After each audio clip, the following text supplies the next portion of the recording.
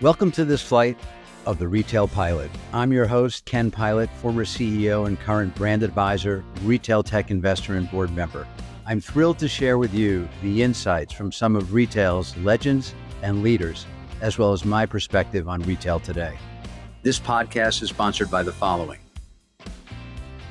January Digital is a marketing leadership company solving business challenges through consulting, media excellence, and actionable analytics for some of the most innovative, growth-oriented brands in the country, including Carhartt, Kendra Scott, Strivectin, and Steve Madden.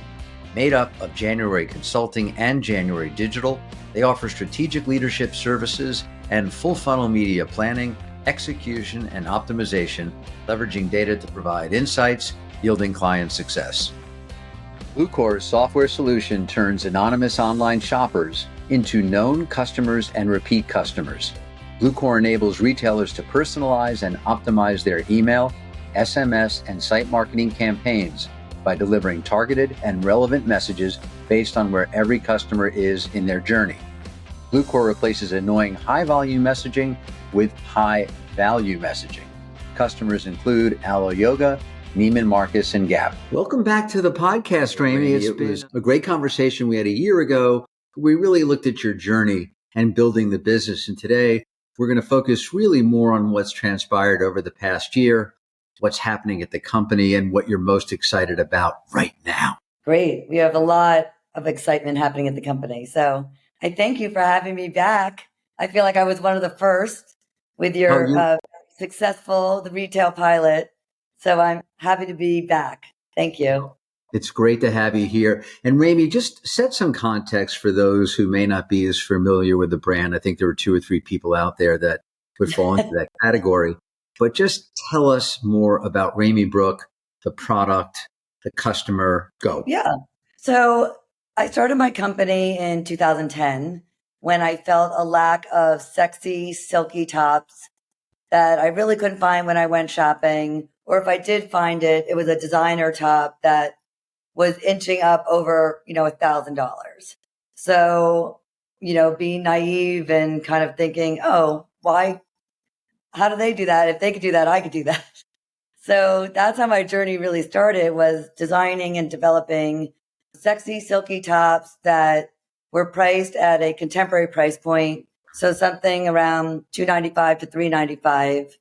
And I had some beautiful tops that I loved. And I started speaking to anybody I knew in the garment center or some people in the retail market. And one thing led to another. And I came up with 5 sexy tops and 1 very mini sexy dress and took it on the road. And basically 3 years I worked out of my apartment. And in 2013, we moved to the garment center. And now it's grown to a full collection in all the majors, over 300 boutiques. We've added a lot of categories. Where we were once just an item business. Now we've grown to tops, bottoms, dresses, occasions, swim, cover-ups, denim, sweaters, and we're adding jewelry too. So that's new. And we have a lot of excitement going on at Ramy Brook. It's an amazing story, one that I feel I had a front row seat, as well as my family, to watch what you've been able to do. And at some point you pulled your husband in, Rob, who you adore, because I think it was through Rob's encouragement that I started the podcast. So I have him to thank or him to blame if I go down in flames. But now you guys are working closely together, really building a brand. How is business today? I mean, the environment, from what I know, has been pretty challenging out there. It hasn't been the easiest few months. Geopolitical challenges, inflation's been applying a lot of pressure on the consumer. How's business at Ramy Brook? So we made some operational changes last year. Coming out of COVID, we were on a high, I would say, and people were out there celebrating life again. And our brand represents that. So you need a sexy top, you need a great dress, you need something for date night, you have somewhere to go. Ramy Brook was the answer. So I would say coming, 2022 was a great soaring year for us. And then we saw 23 started to be a little bit difficult. People, I think, overbought some merchandise and it was just a little bit more challenging. And so we decided to, take a step back, look at our business, make some changes internally, how we produce things, how we show samples, little operational things, and also focusing a lot on our digital and our digital marketing and also other types of marketing. So given those changes and going into 2024, it's actually been really exciting. We see with our wholesale partners, we're actually up 30%, which is great. Our web is doing well. We have 2 brick and mortar stores, one on the Upper East Side of Manhattan, one in Southampton, where our lease is actually up at 980 Madison. So we're actually at the end of this month. So in a few weeks, we're moving up to 1044 Madison Avenue. Right below Valerie Joseph, right? You get Right it. below Valley Joseph. I mean, It's a 2-for-1 for me. how fabulous will you look walking out of that place? I mean, let's think Yeah, about it. What a I good know. building to stop in. My hair should always look good then. No excuses. Exactly. So it's been exciting. And, we just finished market for November, December, and January. We were over our projections. So that was exciting. We were getting all the buys. So I'm feeling really positive. I mean, it's not always the easiest business, which you probably should have told me in 2010, Ken, when we spoke, but it's still something I love to do. It's still something that we're succeeding at. I'm learning every day. It's growing every day. So I have no complaints. So I find it interesting that you really led with wholesale. And even though you had the web, that e-commerce running and a store, I think you've always had a store. You were down in Soho for a while. But now when I look at the makeup of the company, it's probably about 80% wholesale. It's almost 50-50 right now. Really? I would say our wholesale is really like 60%, and our digital is 40%. That's And it's amazing. mostly web, not so much the brick and mortar store. So that's been increasing and a goal of Ramy Brook for a few years now. If you look at the business, I was going to talk about it later, but it makes more sense here. As you look 24 to 36 months down the road, how does that percent breakout stay or change? So I find our wholesale partners to be very beneficial in many ways. One, it provides a lot of marketing and brand recognition for Ramy Brook. We ask our customers how they found our brand. Many times they were at Bloomingdale's, Saks, Neiman's, Nordstrom. So they are a great partner with us. We are in constant contact with them to make sure our product's working. So we have a great relationship. If something's not moving, we'll take it back and we'll try to put them into something that works. We do a lot of drop ship. So that's been an exciting part of the growth of their business. And we also get to learn. We understand, where our sales are coming from, what region of the country. So we have a lot of learning from these wholesale partners. And what's really exciting, we're in all the majors. So Saks, Neiman's, Bloomingdale's, Nordstrom, Shop-Op. I had Shop-Op in there. And Nordstrom, just to give you an example, they really played hard to get. So when we first started with them, it was 5 doors. They really wanted us for their southern doors. They were looking for a brand that had color, that had lightweight. They felt that was lacking. So quickly, after 5 doors, we went from 10 to 15, and now we're at 30. So that's been a great new partner for us. When you look at the balance of how wholesale is made up, you have the majors that you just described, but then there are also the mom and pops, if you will. How would you break that out? As the majority, I assume the majority is the majors. I mean, the majors definitely provide the volume.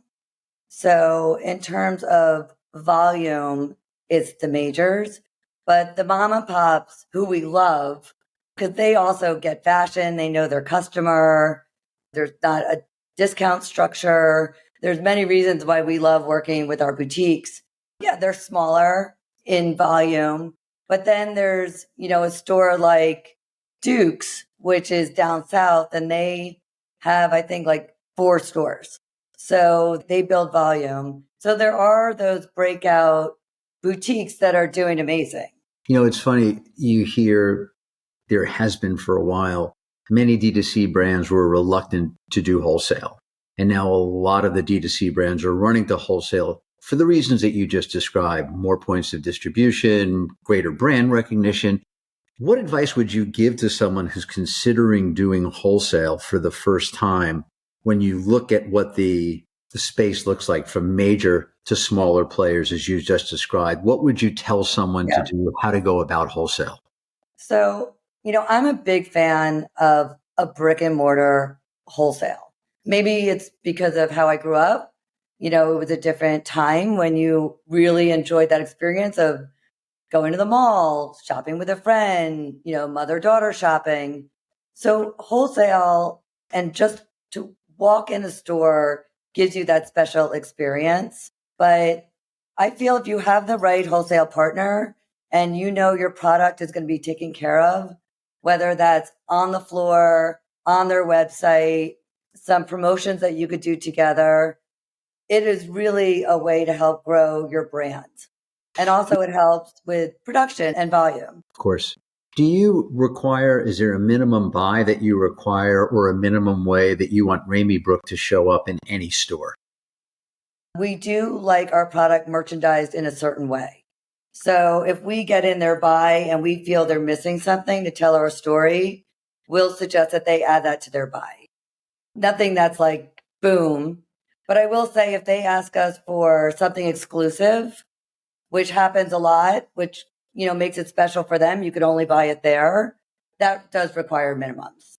Of course. Looking at the business today, what's the hot trend that you're seeing at Ramy Brook?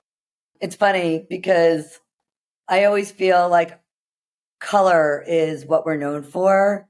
People come to us because they want something bright and they want something airy and they want something happy.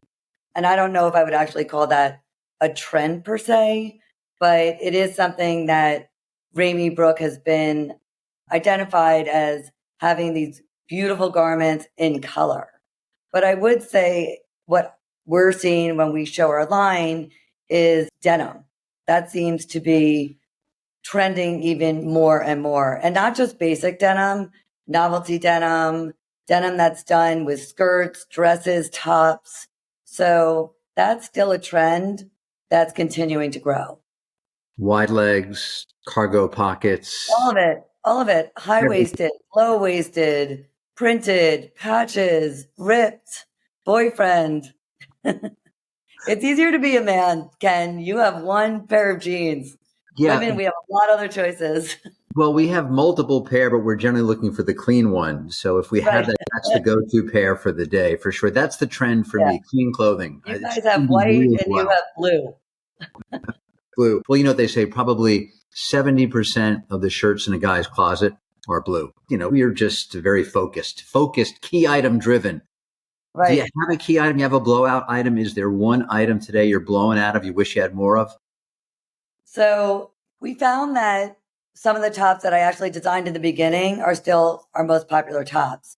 I'm wearing one right now called the Harriet, named after a dear friend of both of ours. And that's a top that just keeps going and going and going. You can wear it 6 different ways. You could bring it on vacation. You could wear it one way. Another friend could have the same top and wear it a different way. So that has become one of our icon styles. And now we have really a whole line sheet of icons because it's the same tops that people are really gravitating to. And it's something that could stay in your closet for years. It's not so trendy that you feel like you have to clear it out. And this has just kind of happened the past couple of years. All of our sweater dressing. And I just saw that in market. Everybody's booking, the sweaters and they love the sweater dresses. We're booking over 1,000 pieces. So that's been very exciting. And I think that's something that's really trending. Let's turn to marketing because when I think about Ramy Sharp, I think about marketing. I think about how she puts the brand out there, how she puts herself out there. But it's a very interesting time in the retail marketing space, what to do and get the greatest return. What are you seeing that's working for you in marketing? We have a really nice sized marketing team. We have like 13 people who work on our marketing. We have our, brand marketing and then our ecom team. And the econ team, I would say what we see working is really meta. We find that we get a good return from our Facebook and our Instagram ads. So, that's been great. We do a lot of photo shoots. So we're learning on what resonates, what people click on, what people stay on, what people actually buy. And that's still happening in the traditional digital marketing way. And then we have our social media platforms that we do, with influencers, celebrities. We work with our PR team. That definitely helps drive business, but the real driver is Meta. If you take a look at TikTok, which I know you take a look at, is that resonating with your customer? Is it a focus, or is it just secondary to Insta and the meta space in general? So we love TikTok as a form of showing Ramy Brook. What we found is that it seems to be a little younger of an audience. So we're still learning how to reach that customer through TikTok. I mean, we have our reels, which also coordinates with TikTok, but we haven't seen the same return with TikTok that we have with Instagram or Facebook. We just signed up this influencer and she's very well known on TikTok, and that contract is almost signed. So I can't say who it is, but I do think that will help embrace that TikTok world for us. In addition to social media, collaborations have been very important to your brand. What were some of the most successful collaborations, and who do you want most to collaborate with? I love that. When we started, the collaborations were with some jewelry designers, which made sense because our clothing really lends itself to jewelry. I always say our clothing is like a canvas of like art, and then you could decorate it with any jewelry you want. So that was very successful for us. And hence I got to learn about jewelry and what the customer likes. And now we're developing our own jewelry, which is really exciting. And it's doing well. We're finding that the customer loves it. They add it to their cart. A lot of it is influenced by a lot of my jewelry that I own or that I admire. So that's been exciting. So that was one, jewelry. The next one we did was shoes. So we did a collaboration with a designer called Chelsea Paris. We had a real success with the boots last year. So we're going to do it again this year. We're launching that in the fall.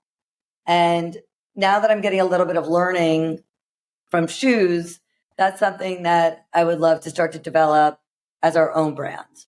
So I'm learning about that business as well. We did a collaboration with an activewear company called Woven. That also, we found some success with that. And now we're doing a collaboration coming next spring with a very big brand. I don't think I could say it yet, but they're actually they started in London. So they have this huge audience internationally. I have a bigger audience in the US. So together we're developing some key items, and I think that will be really exciting. And we just did a collaboration with PJ Salvage for pajamas. That's live. That's on the website now. That was great. That was exciting. We used our print. We worked with some of their silhouettes. We launched it at Bloomingdale's. So Bloomingdale's was a partner for both PJ Salvage and Ramy Brook. And we had some fun influencers there, the Nader sisters. And so that proved to be successful. The collaborations are exciting because we learn about other categories that we don't do at Ramy Brook. So once I realize what resonates, it's something that, I like to add under our umbrella. I also assume that it helps bring in just, again, newer customers. It increases the reach of the brand. Absolutely. Always wonderful. So, I would. So to answer your part two, it would be really fun to do a collaboration with a North Face like Gucci did back in the day, or Nike, or some big international brand.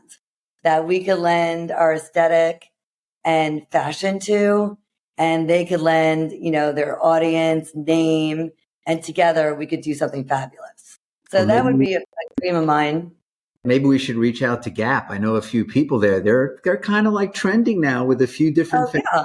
collaborations. Right. Well, they did one, with Love Shack Fancy that it seemed to be very successful. So, right. I'll take any connection you have, Ken. And they just did one with Doan that actually got a lot of kids back into the store. I mean, Liv went to the store and purchased for the first time. I didn't know why she was Oh, going to the Gap. So great. When the younger kids start to go, when that 20-year-old starts to go, you're onto something because the fashion for them happens so fast and so quick. When they identify something, it's good to know what they love. let's take a quick break with a word from our sponsors.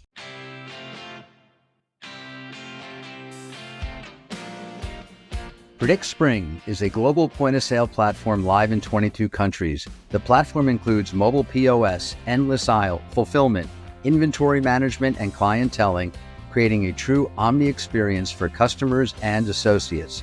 Predict Spring powers Suit Supply, Converse, Lovesac, Decium, Janie and Jack, and Bouclair. I will say this, I'll give you one word of caution on footwear. It's a tricky business. You can wear a shirt or a top or a dress where the fit may not be great, but it won't injure you. You wear a shoe that doesn't fit, you can hate a brand. That's all I want to say. It's tricky, but listen, that's why you do collaborations. You learn, you find the right last, and then you can get into the business and be successful, just like you've been with the other new categories that you've adopted. I do want to say one thing, though, just on the marketing topic. I love going to your landing page and seeing the energy and the color that you have. I also wish that I was on the shoot trips. Where did you shoot the last? So we just got back from Palm Springs, our last campaign, which will be launching in August for fall, was at Joshua Tree. It was great. We flew in a helicopter, which you probably saw. It was great. It was hot. It was 105 degrees. But it's a dry heat. Hot, dry heat. Right. But, we were shooting fall, so those models had to put on some suede, some sweaters. But I think it's going to be gorgeous.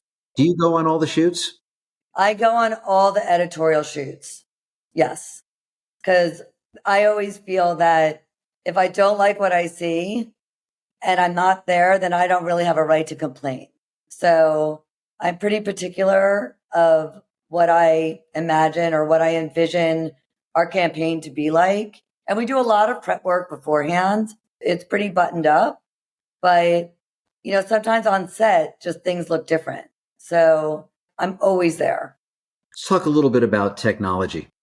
Curious to know with all that's happening, and there's so much exciting things that I see happening out there, half of which I try to foist. Right, that's my Larry David term. I'm foisting them on friends like Ramy and Rob. Yes. But there's a lot happening out in the space. What are you seeing that's exciting you in technology that you're digging into to move Ramy Brook forward?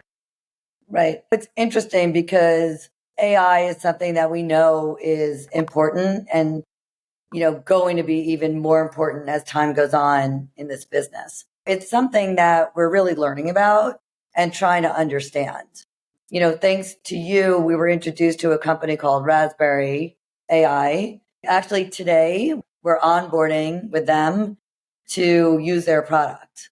And, when they gave us a tutorial of what they offered, it was something very exciting, at least for our brand in terms of different print options. That's new for us. And we signed up with them. They work monthly. So it's easy to decide if it works for us or if it doesn't. It's interesting. Raspberry, just to describe it a bit more, what they do is they basically enable designers to iterate and do things far more quickly, which can save sample time and also increase speed to market or sample costs for sure. Right. It's kind of like giving your designers a car instead of forcing them to stay on a bike. They're just going to get there more quickly. I think that one of the key things with AI, it's not necessarily going to replace all jobs, which there's a concern with, but it can certainly improve the way we do our jobs, whether it's through added copy, how we look at copy, how much more copy we can see, even using AI to see what product would look like in different settings, street versus suburb, pool versus beach, anywhere. I Yeah. mean, it's amazing what you can do now with these platforms to envision where your product would look best. Yeah, it's really exciting.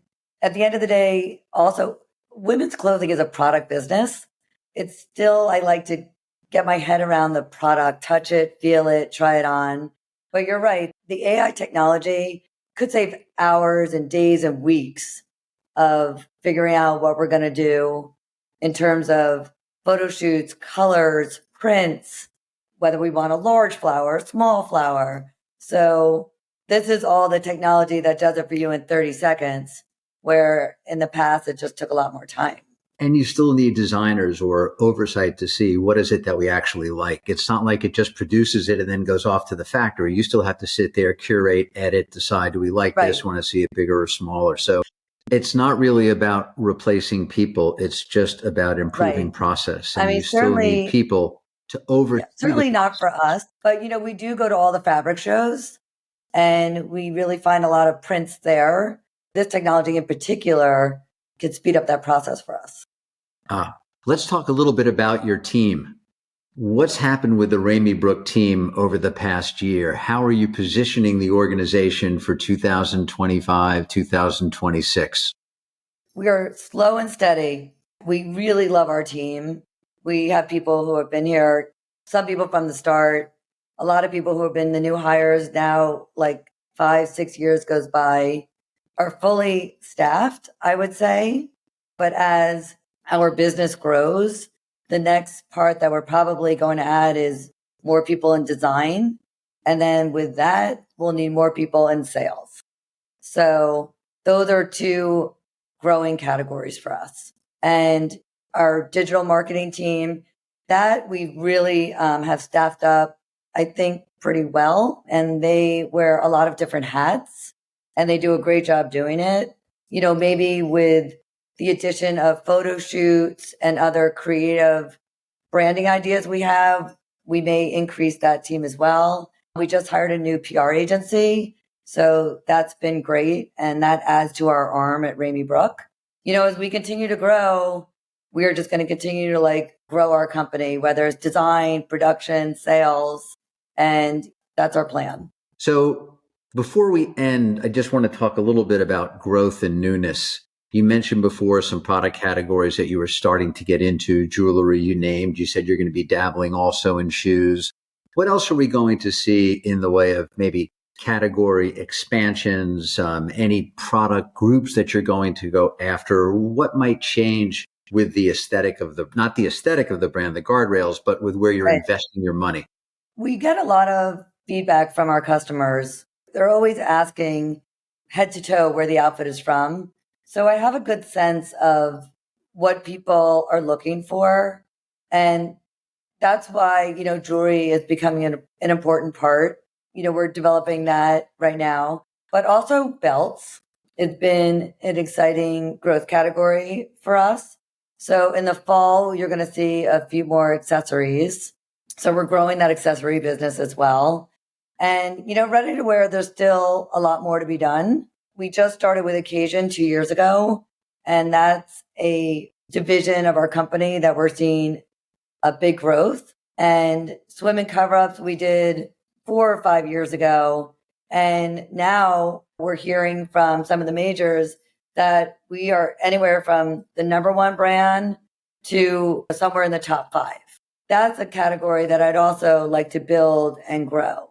So where we started with cover-ups, we added bathing suits. And now we're increasing that as well. That will continue to be a growth for Ramy Brook. And we see our competitors starting to get into that market as well. If we were to name names, again, just for context, who do you see out there in the competitive set? Who are you sitting next to on the floor at Nordstrom or Bloomingdale's? Ready to wear, we sit amongst the contemporary brands. So we sit with Alice and Olivia, Veronica Beard, ALC, Theory, James Pierce, but that's really kind of a different category. Cincassette, L'Agence. Those are our neighbors and those are our contemporary brands that we sit with. We all do something slightly different. Our messages and our customers are slightly different, but that same woman in that, I would say 35 to 55 plus shops our brands. That's who we sit among. That's who makes sense for the customer to look at all of our brands. You can't just wear one brand. I would say that's probably the core of who we look at in our world. And then with jewelry being a new category, from a price point perspective, where would that sit, or whose product would one be looking at in addition to Ramy Brook, or might you win one from? Right. So I don't actually know that answer because the fashion jewelry market to me isn't as well known, or it's not something that I personally have found someone that I love and I need to have. So this is a category that reminds me of a lot of my personal jewelry that I think looks good with Ramy Brook clothing. Once we start to get into wholesale with jewelry, which we're not right now, I will learn more about that market and that competitive market and where we sit and what our price range should be. Right now, I really want people to own it and wear it and buy it and not break the bank. So we have earrings for $95. We have necklaces under $300. It's priced to sell and to complement our clothing. Ramy, I mean, you bling it on like no one else. Okay, there I said it, and that's true. I'm not retracting that. I'm looking at the bling right now. I get it now with the product in terms of the newness and the growth. What about as you look out again over the next 2 years, the growth of the brand through wholesale, international, which you mentioned, potentially licensing, which we didn't touch on, and then direct to consumer, either through stores or through e-commerce? Where's the big growth opportunity for you? I still think there's a lot of growth to be done currently where we are today. We have increased tremendously and we are doing, well in a lot of with our wholesale partners and, our own website. But I know there's a lot of growth to be done there. So I'm not, finished in terms of what we want to do with our partners. Also, international, we have barely touched the surface with international. We are starting to really meet with department stores overseas. We do a trade show called Splash in Paris, and that's where we sell our swim and cover-up collection. We've been doing that now for a few years. So we're really starting to see that growth, mostly in vacation areas like the south of France or Mykonos, where it makes sense to have those cover-ups and that swim. That potentially will also include all of our ready to wear. So there is just a whole world out there that Ramy Brook could grow and also really build the brand. That's Ramy's world. Ramy's world, right. It's always fun to be in Ramy's world. And then the last question on that, stores. I know that's a very expensive proposition to take on leases, to build out stores. Where does that figure into the roadmap, your own stores? Yeah, it's really something I think about often, especially when we know we do really well in the Southern Belt. Florida, Texas, even Atlanta. There's a lot of information that we have just from our data that we could tell our product really resonates with that customer. So it's something that I really believe in. And I want to make sure that we really understand our brick and mortar store here in New York. And then once we've nailed it, take that model and bring it everywhere. I think that makes a lot of sense in terms of proving a model.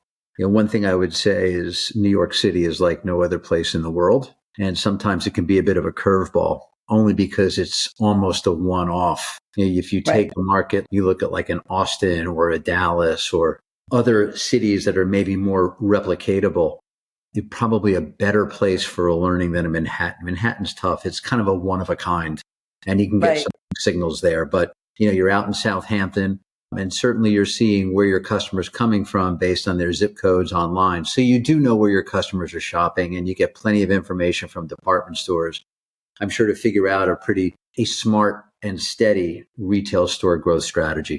Yes, it's somewhat obvious to us where the best zip codes are for Ramy Brook. We see it. We could tell by the sales. We could also tell by the way the department stores do their buy. They're always thinking about north, south buy, east, west buy. We get a lot of information that way as well.